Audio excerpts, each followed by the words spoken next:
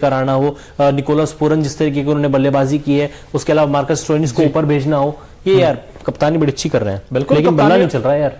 क्या बल्ला नहीं चल रहा? बल्ला नहीं चल रहा है, लेकिन लग रहा है आप मेरी बातों पे ध्यान नहीं देते हो। नहीं, अरे मैं कह रहा हूँ एलएसजी की तो जीत आ गई, लेकिन गुजरात टाइटंस क्या करें, अब लगातार तीसरी हार है अखिल जी, और ये 2 पॉइंट बड़े इंपॉर्टेंट हैं।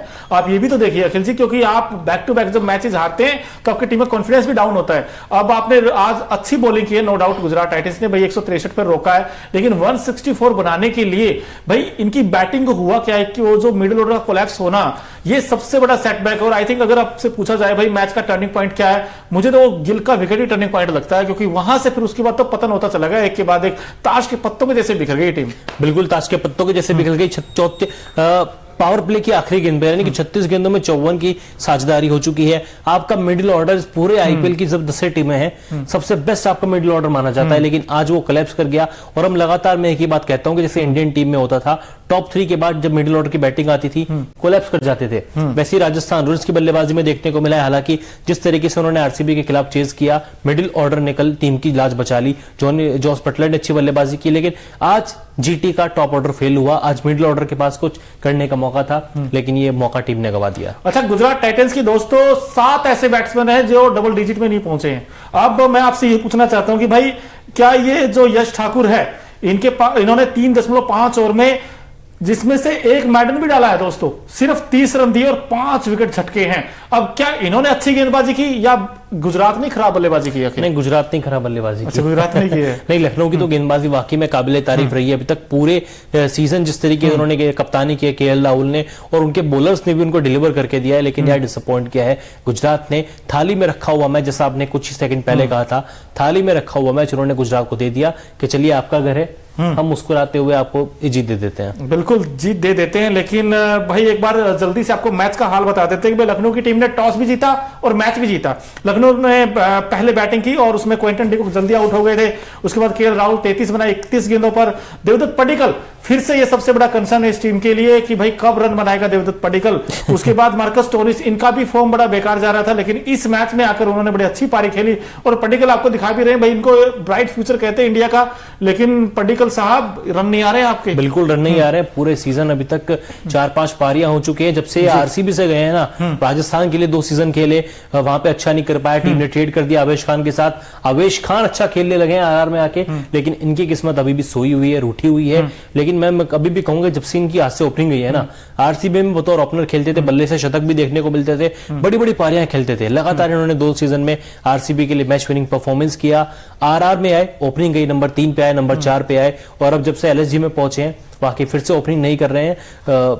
किस्मत खराब चल रही है। लेकिन एलएसजी के लिए अखिल जी एक मुझे अच्छी बात यह लगी कि Marcus Stoinis back in form. अब ये खिलाड़ी जब फॉर्म में आ गया, और ये देखिए निकोलस पूरन, अब इनकी जोड़ी बड़ी शानदार रहती है, लेफ्ट राइट कॉम्बिनेशन है, और मैच बड़े अच्छे से इन्होंने फिनिश किए। बहुत बार हमने देखा है, क्योंकि आज भी देखिए 32 बनाए 22 गेंदों पर। जो मार्कस स्टोइनिस की इनिंग है 58 बनाए 43 गेंदों पर। ये जब दोनों चलते हैं तो फिर सामने वाले टिक नहीं पाते गेंदबाज, चाहे कोई भी हो। और अब इस तरीके की बैटिंग जब ये करते हैं तो मजा आता है देखकर। और दूसरी सबसे इंपॉर्टेंट चीज ये है कि इनकी गेंदबाजी ने वो दमखम दिखाया। हम हमेशा कहते हैं कि भाई रवि बिश्नोई अच्छा करते हैं, और ये जो विकेट था लखनऊ का, जो विकेट था, हमने दोस्तों वैसे पिच रिपोर्ट में आपको बताया था कि भाई इस विकेट का स्लो विकेट रहेगा और स्पिन गेंदबाजों को डोमिनेंस करेगा। और आज देखिए रवि बिश्नोई ने बड़ी अच्छी गेंदबाजी की, यश ठाकुर ने बड़ी अच्छी गेंदबाजी की। यश ठाकुर के पास भी अखिल जी वो कला तो है, वो आर्ट तो है, कैसे विकेट्स लिए जाते पावर प्ले में। बिल्कुल, कलकत्ता के 25 साल के गेंदबाज है, युवा तेज गेंदबाज है, और जब से एलएसजी खेलना शुरू किया तब से एलएसजी की टीम से खेल रहे हैं। 2023 में इनका अच्छा परफॉर्मेंस था, कई सारे मैचेस जिताए भी थे टीम को। और आज इस सीजन का इन्होंने पहला 5 लिया है आईपीएल 2024 का। ये पहला 5 है, पूरे 4 ओवर की गेंदबाजी तो की भी नहीं है, 3.5 ओवर की गेंदबाजी की, उसमें 30 रन देकर 5 बड़े विकेट अपनी जेब में डाले। बिल्कुल जेब में डाले। लेकिन गुजरात टाइटंस का क्या हुआ फिर? जैसे 164 का टारगेट था, अब साई सुदर्शन और शुभमन गिल बड़े अच्छे पॉजिटिव फ्रेम माइंड से दिखे दोनों बैट्समैन। ऐसा लग रहा था कि यार दोनों बड़े अच्छी क्लास दिखा रहे हैं। लेकिन उसके बाद फिर विलियमसन, फिर उसके बाद शरद बियार, विजय शंकर, दर्शन नालकंडे, एक के बाद एक फिर तो बस लाइन लगी आयाराम गयाराम वाली कहानी आ गई। मुझे लगता है मोनू के वो अहमदाबाद का मीठा खाना खा खा के पक गए होंगे। उनको लगा कि लखनऊ में है ठंडे कबाब खाए जाएं, और वैसे भी रात का समय है, जल्दी मैच खत्म करेंगे, अच्छे टुंडे कबाब खाएंगे, बिरयानी खाएंगे। ठीक है, बिरयानी तो जरूर खाइए, लेकिन दोस्तों ये हार चुभेगी इनको। 161-64 बनाने थे और आप 33 रन से हार गए। 33 रन बहुत होते T20 फॉर्मेट में अखिल जी, 33 रन बहुत होते हैं, लगातार दूसरी हार भी है। और ये ऐसा स्कोर भी नहीं था कि 200 प्लस बनाना आपको टारगेट, 164 नहीं बना सकते यार। तो और लगातार तीसरी हार अब इस टीम के पास, दूसरी हार इनफैक्ट। हाँ जी, तो फिर भी भाई हार तो है ही, लगातार 2 हार, उसके बाद तो कई सारे सवाल भी आपकी टीम के ऊपर कि मिडिल ऑर्डर आपका क्या है, क्या विलियमसन का क्या करेंगे। तो सवाल बहुत सारे हैं, लेकिन हमने एक चीज तो देखी अखिल जी आज मैच में, बहुत सारी चीजें हमने देखी भाई। रवि बिश्नोई की वो गेंद, वो कमाला कैच देखा हमने। इनफैक्ट क्विंटन डिकॉक आज जल्दी आउट है, वो भी हमने सेलिब्रेशन देखा विकेट लेने के बाद। और इसके अलावा हमने एक और अच्छी चीज ये भी देखी कि भाई यश ठाकुर के 5 विकेट। वैसे इसके अलावा और भी बहुत कुछ देखा। तो पहले नजर डालते जिस खिलाड़ी ने इस मैच में सबका दिल जीता है, तो Okinawa effective player of the match कौन है, एक नजर डालते।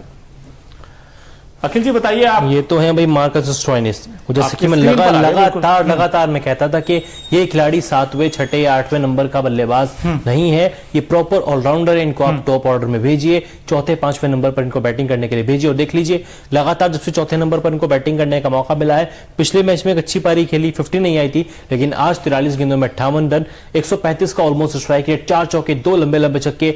मार्कस स्टोइनिस ने आज साबित कर दिया है कि वो नंबर 7 के प्लेयर नहीं है। आप उनको ऊपर खिलाएंगे तो वो आपको मैच जिता कर देंगे। बिल्कुल मैच जिता कर देंगे भाई। मार्कस स्टोइनिस ऐसे खिलाड़ी है जो गेंद भी करते हैं, बैट भी करते हैं, और बैटिंग से बड़ा इंप्रेस किया इन्होंने।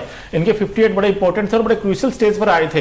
अब ये Okinawa effective player of the match बने हैं। और जैसे ओकिनावा की स्कूटी अच्छा माइलेज देती है और इफेक्टिव भी है, और ये पारी बड़ी इफेक्टिव थी अखिल जी आज। ये अपनी टीम को अच्छा माइलेज देते हैं। बिल्कुल, आज तो गेंदबाजी का मौका नहीं मिला, अगर गेंदबाजी करते तो उसमें भी विकेट लेते। पिछले मैच में गेंदबाजी की थी और एक विकेट भी लिया था, 1 ओवर की गेंदबाजी। उसके बाद बड़ा अलग तरीके से डांस करके सेलिब्रेशन किया था, जिसकी वीडियो लगातार वायरल भी हुई थी। तो एलएसजी का ये तुरुप का इक्का है, बड़ी देर से ही सही, लेकिन एलएसजी को ये बात समझ में आई कि कुणाल पांड्या, आयुष बड़ोनी उनके पास अच्छे बल्लेबाज हैं, लेकिन जो काम मार्कस स्टोइनिस नंबर 4 पर आकर कर सकते हैं, वो बड़ोनी, कुणाल पांड्या, दीपक हुड्डा कोई नहीं कर सकता।